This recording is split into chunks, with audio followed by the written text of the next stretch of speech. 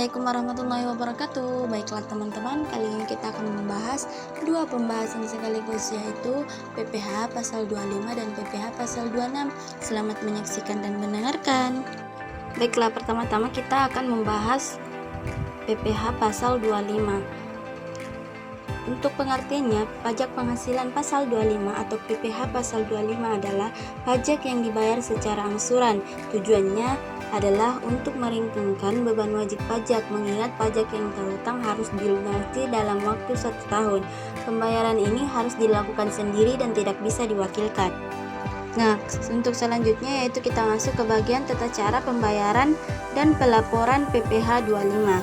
Sesuai dengan Peraturan Direktur Jenderal Pajak Nomor Per/22/PJ/2008 dikatakan bahwa pembayaran harus dilakukan dengan membawa surat setoran pajak atau SP atau dokumen sejenisnya.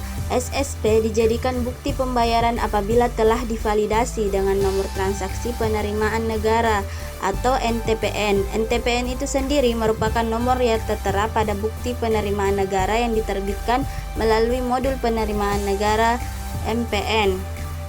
Surat pemberitahuan masa PPh pasal 25 dianggap telah disampaikan ke kantor pelayanan pajak sesuai dengan tanggal validasi yang tercantum pada SSP. Batas waktu pembayaran PPh pasal 25 adalah setiap tanggal 15 bulan berikutnya. Apabila tanggal 15 jatuh pada hari libur, maka pembayaran PPh pasal 25 dapat dilakukan pada hari kerja berikutnya.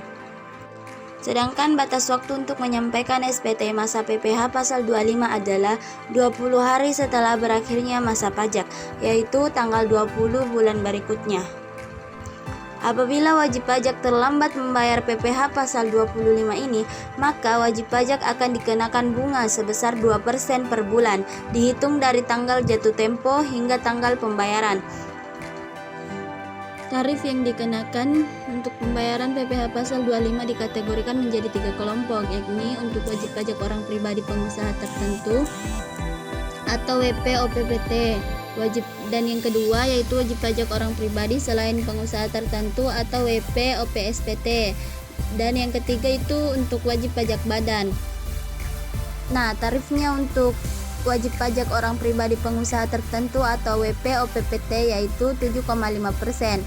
Untuk wajib pajak orang pribadi selain pengusaha tertentu yaitu tarifnya progresif, yang dimana tarifnya yaitu 5-30%, dan untuk wajib pajak badan yaitu tarifnya berkisaran antara 5-50%.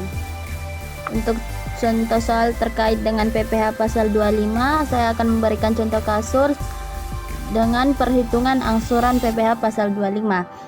Kasusnya yaitu jumlah pajak penghasilan Tuan Purnama yang terutang sesuai dengan SPT tahunan PPh 2014 sebesar 50 juta rupiah. Jumlah kredit pajak Tuan Purnama pada tahun 2014 adalah 21.500.000 dengan rincian sebagai berikut.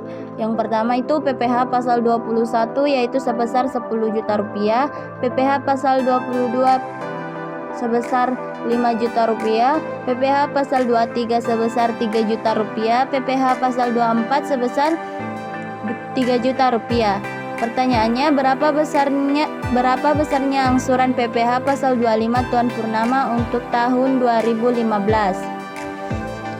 Nah, kita untuk lebih gampangnya kita masukkan semua angka di dalam kalian bisa memberikan tabel supaya lebih bersih atau lebih rapi, yaitu PPh terutang tahun 2014 sama dengan 50 juta rupiah. Nah, kredit pajak untuk PPh pasal 21 yaitu 10 juta rupiah, PPh pasal 22 5 juta rupiah, PPh pasal 23 3 juta rupiah, PPh pasal 24 3 juta rupiah. Nah, jumlah kredit pajaknya yaitu 21.500.000. Sehingga kita untuk mendapatkan DPP dari PPh pasal 25 tahun 2015, kita mengurang PPh terutang tahun 2014 yaitu 50 juta rupiah dikurang dengan jumlah kredit pajak sebesar 21.500.000, sehingga kita dapat hasil yaitu untuk perhitungan DPP PPh pasal 25 tahun 2015 yaitu Rp28.500.000 besarnya PPh. Kemudian besarnya PPh pasal 25 per bulan yaitu 28.500.000 dibagi dengan 12 bulan, sehingga kita dapat hasil yaitu Rp2.375.000. Jadi Tuan Purnama harus membayar sendiri angsuran PPh pasal 25 setiap bulan pada tahun 2015 mulai masa Maret sebesar Rp2.375.000.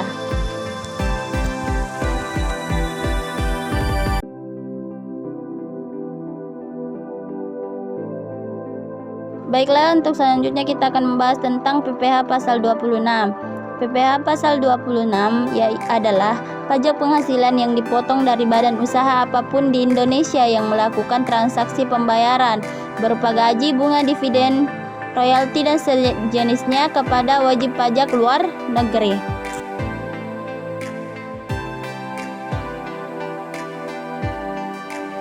Nah, menurut ketentuan PPh pasal 26, tarif umum yang dikenakan adalah 20% dan bisa berubah jika wajib pajak mengikuti tax treaty atau persetujuan penghindaran pajak berganda atau yang biasa disebut P3B. Ada pengecualian mengenai PPh yang dikenakan atas penghasilan yang diterima wajib pajak luar negeri dari Indonesia, yaitu tidak berlaku untuk yang bukan BUT di Indonesia atau badan usaha tetap di Indonesia. Baiklah, selanjutnya kita akan membahas contoh soal untuk PPh pasal 26. Contoh kasusnya yaitu PT Abadi Berkarya memiliki perwakilan di luar negeri dan mengasuransikan bangunan bertingkat ke PT XYZ yang merupakan perusahaan asuransi di luar negeri dengan membayar jumlah premi pada tahun 2015 sebesar 2 miliar. Hitunglah PPh pasal 26 dari PT Abadi Berkarya tahun 2015. Nah, untuk jawabannya kita cari yang pertama yaitu perkiraan penghasilan neto. Nah, perkiraan penghasilan neto ini tarifnya sama dengan 50%. 50% kali 2 miliar sama dengan 1 miliar. Nah, selanjutnya kita akan mencari PPh pasal 26-nya yaitu dengan mengalihkan 1 miliar tersebut dengan 1 miliar tersebut atau perkiraan penghasilan neto dengan 20%, sehingga 20% kali 1 miliar sama dengan 200 juta, sehingga PPh pasal 26 untuk contoh kasus ini yaitu sebesar 200 juta rupiah. Untuk selanjutnya yaitu penyetoran PPh 26. PPh menyetorkan pajak penghasilan pasal 26 dengan menggunakan nama wajib pajak luar negeri yang menjual atau mengalihkan harta paling lama tanggal 10 bulan berikutnya setelah bulan terjadinya transaksi ke kas negara melalui kantor pos atau bank yang ditunjuk oleh Menteri Keuangan.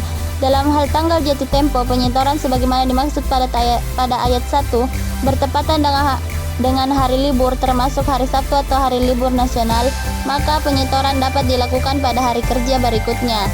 Penyetoran pajak penghasilan dilakukan dengan menggunakan surat setoran pajak atau sarana administrasi lain yang disamakan dengan surat setoran pajak.